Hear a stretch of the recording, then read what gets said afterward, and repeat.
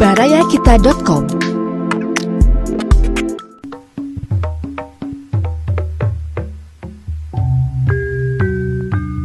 Baraya wilujeng petepang dina acara Dongeng Sunda garapan Abah Iskandar. Wilujeng ngadangukeun.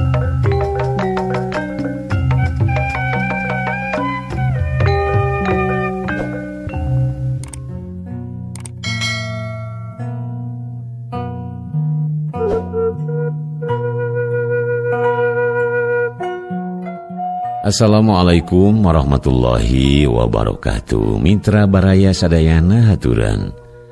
Wilujeng patepang dangu deui sareng dongeng si Abah. Hancagara panukantos katuna dina judul Sidik Budak Ajaib bagian kahiji parantos rengse ayeuna urang majeng ka bagian kadua. Hatur salam kawilujengan kanggo sadayana Baraya di mana wae Baraya linggih. Mudah-mudahan tiasa kahibur ku pidangan dongeng ti barayakita.com. Kamari bagian kahiji teh parantos dugi ka mananya cing-cing. Oh sumohon ka dieu. Satea prung si Abah ngadongeng ulah lepat kana teh acan subscribe lajeng loncengna ditako sumun komena oge diantos.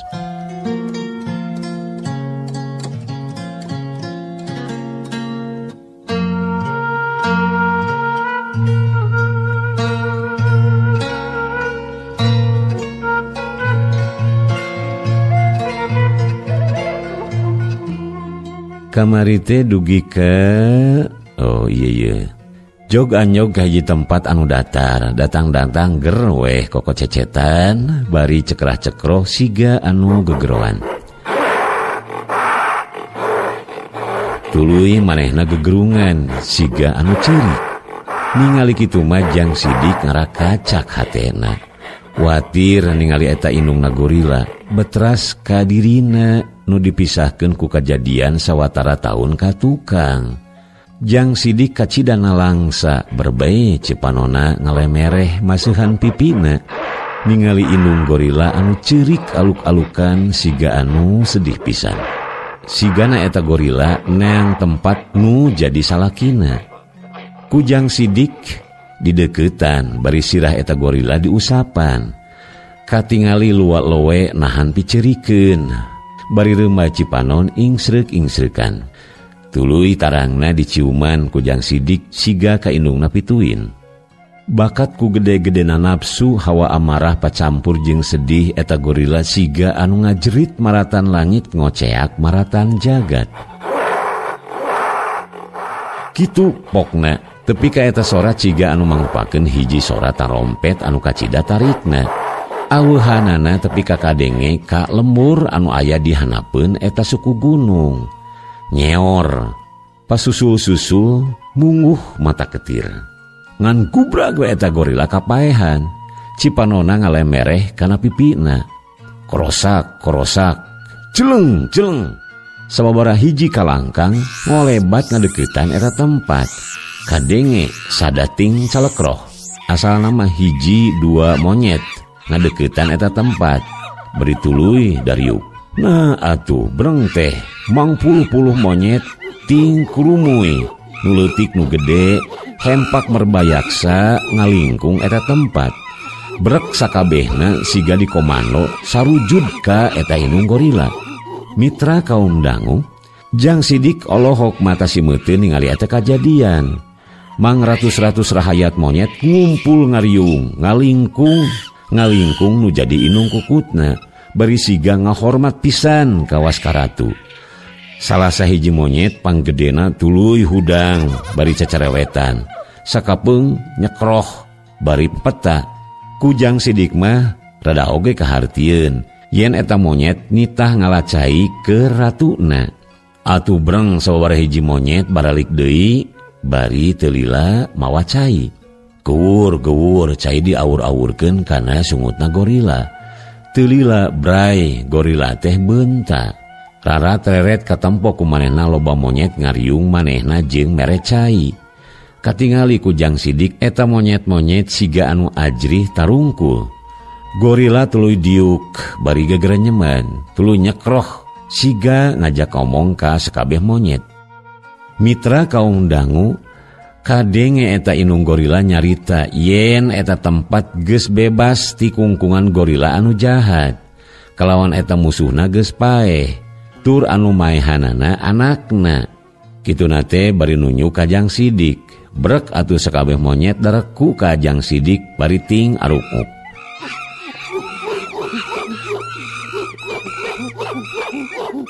Cekroh cenah. Mun urang mah sakabeh rahayat monyet ngabageakeun anak ratu bari nganuhunkeun pedah anak ratuna geus ngalekeun gorila anu sakitu jahatna. Pangna disebut jahat eta gorila unggal poe sok newakan monyet tuluy dihakan tar tepi ka nyesa. Ger atuh sakabeh monyet katingalina ku Jang Sidik ciga anu surak ting kareprok.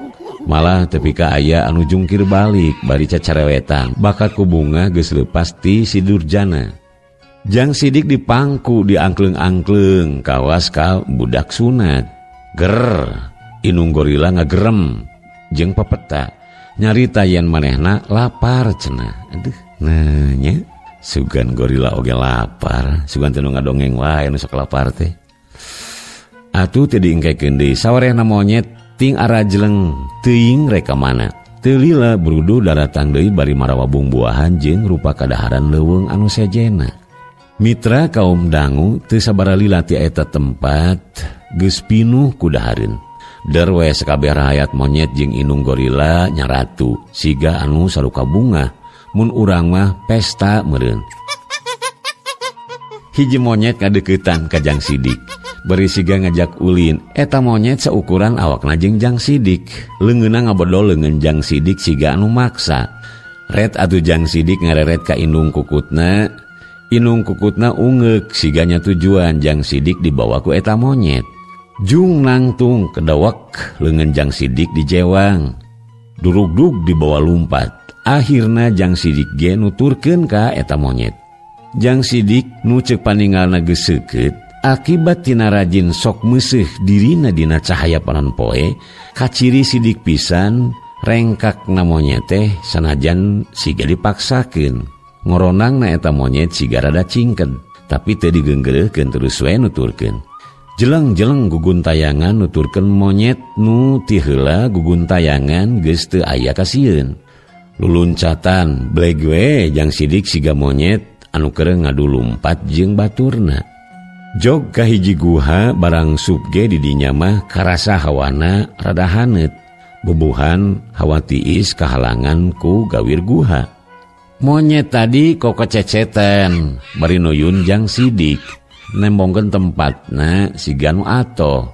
Tuluy manehna nunjuk kala langit guha anu luhur kaciri siga aya sedong. Manehna siga nyurung-nyurung sangka naik. Mun ceuk urang mah sok naik di ditu aya dulur manehna sarua keur gering cenah bari pepeta. Manehna teu bisa naik sabab sukuna nyeri. Kituna teh nuduhkeun sukuna anu bareuh bari nyengir. Pantes sakitu nama sabab dia taguha eueuh panyekelan teu cara dina tangkal bisa nyekel dahan sejen lamun karasa nyeri. Ku Jang Sidik eta nu bareuh diilikan. Si horeng tuurna eta monyet bareuh geus nanahan semu hejo. Tuluy Jang Sidik ngomong ka eta monyet rek ngubaran eta nu bareuh supaya gancang cager. Eta monyet bangun anu sieun dicagap teh. Da karasakeun nyautan sabab tadi keur gugun tayangan ti kait kana dahan kai. Bakat ku karunya Jang Sidik nyabak kana suku eta monyet anu bareuh bari teu sadar geus ngaluarkeun tanaga jero anu matak tiis karasana. Cep karasa tiis kana tuur anu bareuh. Tapi ka eta monyet peureum bakating ku genah.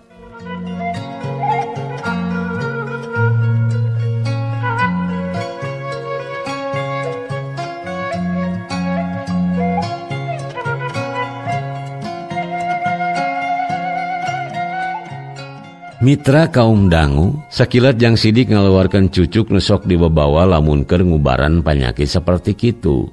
Cus, lai, ngalai nanah kaluar tina tuur eta monyet. Tuluy dipencet rada di dadetkeun. Kitu jeung kitu we nepi ka kempesna. Geus kempes eta nu tatu tuluy dibaluran ku ubar anu warnana koneng. Tuluy dibeungkeut gek cenah diuk. Bray eta monyet beunta karasa tuur teu nyeri mode tadi malah karasa tiis mani nyecep. Bakating ku genah ker we sare tibra kerek mani nyegrek sorana miyuni sora kolecer. Eta monyet sare mani tibra tinggal jang sidik sorangan ngahuleng. Rarat-reret ningalian sakuriling eta guha. Ku panca indrana anu leuwih kuat tibatan jalma biasa, jang sidik ngadenge hiji sora hawar-hawar. Jang sidik muserkeun pikiranna terus peureum. Kadenge hiji sora ti palebah anu dituduhkeun ku monyet tadi. Hiji sedong batu anu aya di luhureun lalangit guha. Jang sidik panasaran tuluy ngarayap naik. Ku kabiasaan anu dilatih ku inung gorila jeung ku kaayaan alam, jang sidik boga keahlian siga monyet, malah leuwih unggul ti monyet-monyet biasa. Tarekel naik kan sajorelat geus tepi kana sedong. Celek dampal sukuna mari parigel napak kana eta sedong. Saleksek bau hangru meuni hanyir. Jang sidik terus nungkup irungna. Upami ayeuna mah sigana ditungkupna ku masker gitunya. Urang teraskeun baraya. Breh hiji monyet keur nangkarak bari nyengir, siga nahan ka nyeri. Beuteungna gede menayang, melenung, siga keureuneuh. Leng, jang sidik ngahuleng naha monyet jalu bisa reuneuh. Kitu nanya ka dirina sorangan, bat araraneh cenah. Tulu di deketan, eta beuteung monyet anu ngabungkiang herang teh siga mejeuna bulan alaeun. Disidik-sidik bari semu kerung tuluy dirampa. Can gekeuna karasa nyeak kana leungeun jang sidik karasa panas bari nyongkab. Eta beuteung monyet anu gering teh. Eta monyet ngan saukur merong. Katempo panona siga anu pasrah. Taya siga rek ngalawan atawa nyegah, cicing we bari panon siga ngembeng. Siga narek dikitu rek dikieu oge teu rek mungpang ngalawan. Teu dirasa ku jang sidik sakitu maneh bau hanyir anu kacidahang runa oge ku rasa kamanusaan anu luhur bet hayang nulungan eta monyet. Malah bet ngarasana langsa ningali hiji makhluk keur nandang tungara bari eueuh anu nulungan. Tuluy leungeunna ngaragamang deui kana beuteung anu manayang herang, bari teu karasa tanaga jerona nyedek kana leungeun katuhu. Siga ngalawan kana hawa panas balukar tina beuteung eta monyet. Gebeg, jang sidik ngagebeg, bari ningali aya garis di tengah-tengah eta beuteung monyet. Siga tapak ngaput, ngagurat ti mimiti deukeut hulu angan nepi kana pengpelanganana. Sing horeng lain kereuneuh tapi siga infeksi tina kaputan tina beuteung monyet tea. Basa leungeun jang sidik napal kana eta beuteungna, katingali eta monyet siga anu geunaheun. Teu kumarurung teuing bari ngahenen. Merong ka jang sidik siga menta tulung. Ku basa monyet jang sidik mereka terangan yen manehna rek nulungan. Ngan jang sidik perlu menta bantuan ka monyet nu aya di handap. Bari neangan alat keur ngalaan eta kaputan jeung obat-obatan anu perlu keur nyegah infeksi jeung obat sejena. Eta monyet ungeuk malah siga anu ngarti kana basa jelema. Corelat, celeng. Jang sidik muragkeun maneh salto muru ka monyet anu tadi sare. Teu lila geus manggul monyet anu tadi sare. Ngajorelat ngadeuketan monyet anu gering. Maksudna sina nungguan monyet anu gering. Jang sidik maretan yen manehna perlu peso rek neangan awi jeung neangan obat-obatan anu aya di eta wewengkon leuweung. Monyet nu gering ak-ak-uk-uk nuduhkeun ka hiji tempat nu aya di hiji juru beulah katuhu.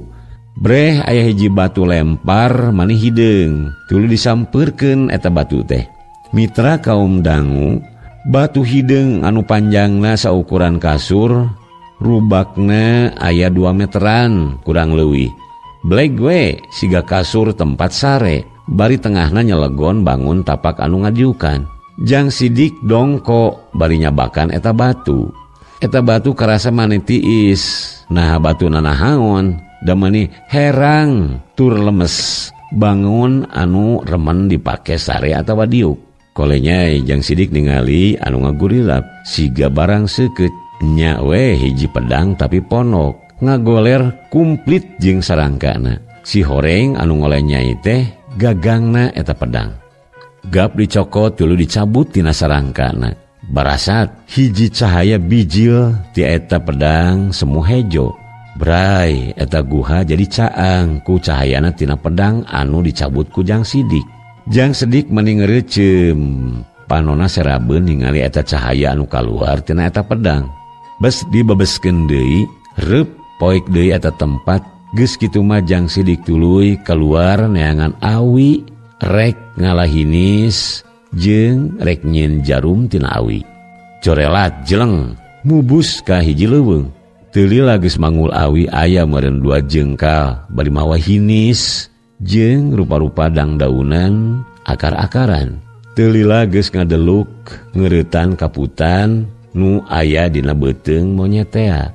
Bray, burial nanah pacampur getih ngalei kana hanapeun tonggong monyet. Barang geus kabuka kabeh kaputan. Ana breh teh astagfirullahalazim. Ceuk Jang Sidik ngagebeg ningali barang dina jero beuteung monyet.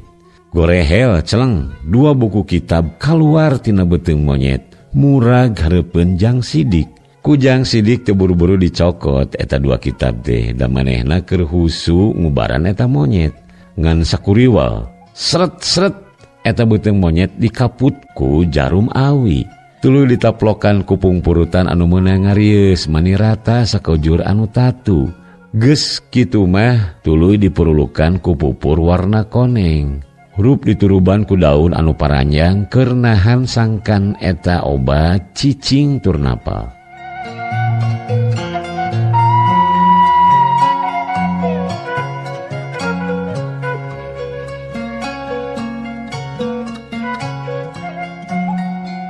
Mitra kaum dangu eta monyet sakitu digulang gaperna ku Jang Sidik daek we. Bari sakapeung panonna ceuleuyeut bangun anu tunuh. Anu antukna reup weh eta monyet teh hees. Genah karasana meureun. Geus sakitu lilana mang bulan-bulan manehna namru teu walakaya dibarengan ku kanyeri anu kaliwat saking. Nyanyautan tur terus ngagedean ngabareuhan. Awakna ku Jang Sidik teh sirikna dimandian, diseka cenah bersih tina kuman-kuman. Tuluy eta tempat disapukeun ku jujukutan jeung ku dangdaunan. Dibura ku cai dangdaunan anu hawana karasa seger. Regayang dipindahkeun ke tempat anu bersih tur ditilaman ku dangdaunan. Atuh beuki tibra heesna eta monyet. Calawak kerek meuni nyegrek. Ari monyet anu hiji deui anu kungsi diubaran tuurna ku Jang Sidik campego we sakapeung gegetret nyerangkeun dulurna anu keur diubaran ku Jang Sidik. Teu sadar yen tuurna ge geus cager garingan ukur jam-jaman. Ret kana tuurna tuluy dicabakan karasa teu aya nyautan. Nyeh mun urang mah seuri. Buahnya seurina monyet jiga penyiar. Jiga nu siaran. Padahal antara seuri jeung ambek katempona kudu teu ngarti kana bahasa nama nyangereng we sarua pikasieun. Jang Sidik keras inget yen tadi basa ngaputan beuteungna monyet aya 2 kitab anu ngaceleng ka hareupeunana. Saterusna eta kitab dicokot bari terus diuk silat.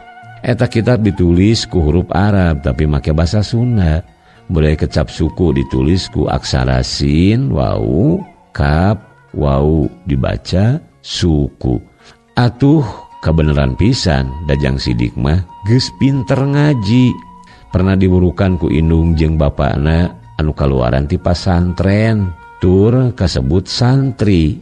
Kata mah Jang Sidik sok diloloh minuman susu gorila. Tepi ka kapinterna seukeut alabatan 100 kali kapinternan jalma anu geus dewasa. Eta kitab kanalna sarua jeung buku tulis biasa.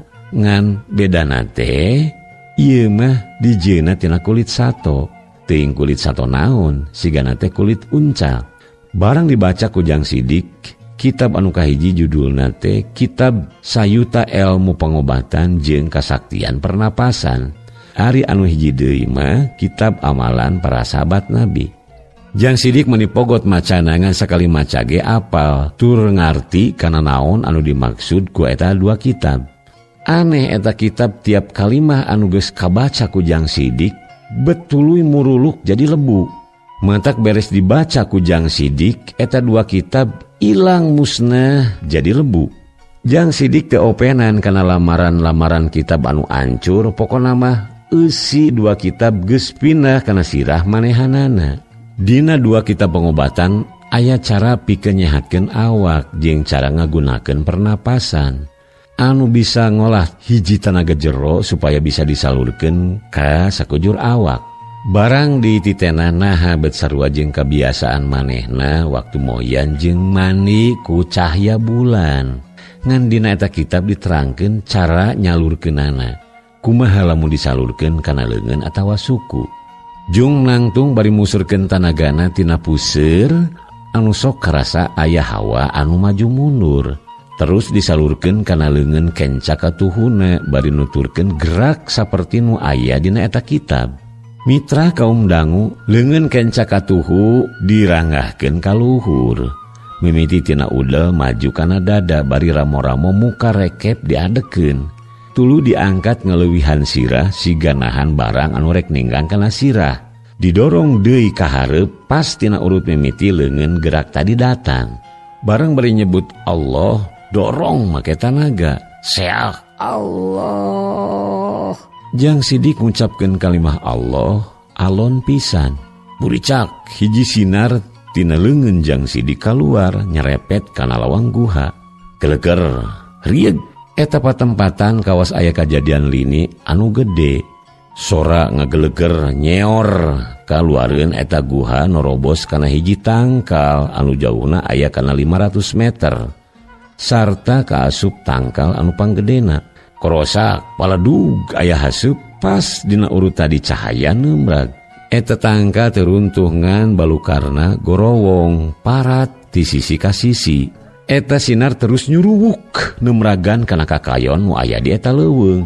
Aya kana puluhna tangkal anu barolong kena ku tengeulan jang sidik. Ker burulu laneuheun guha seah siga aya urug disusul ku oyagna jagat. Rieg rieg rieg. Bakating kureuwas baraya aya nu ngarieg ngan lep jang ageng nyumput dina sarung bari ngahep-hep. Tos ngahep-hep teh waktos nasehet. Cag dongeng sidik budak ajaib bagian kedua urang cekapkeun dugi ka dieu heula. Insyaallah anjing ninggeto urang lajengkeun deui kana seri salajengna. Hatur sewu nuhun hapunten anu kasuhun. Wassalamualaikum warahmatullahi wabarakatuh.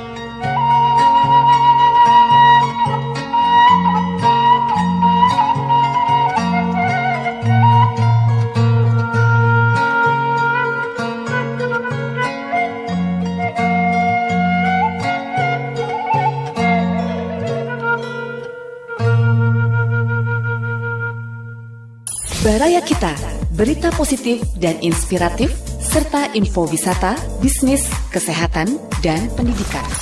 Barayakita.com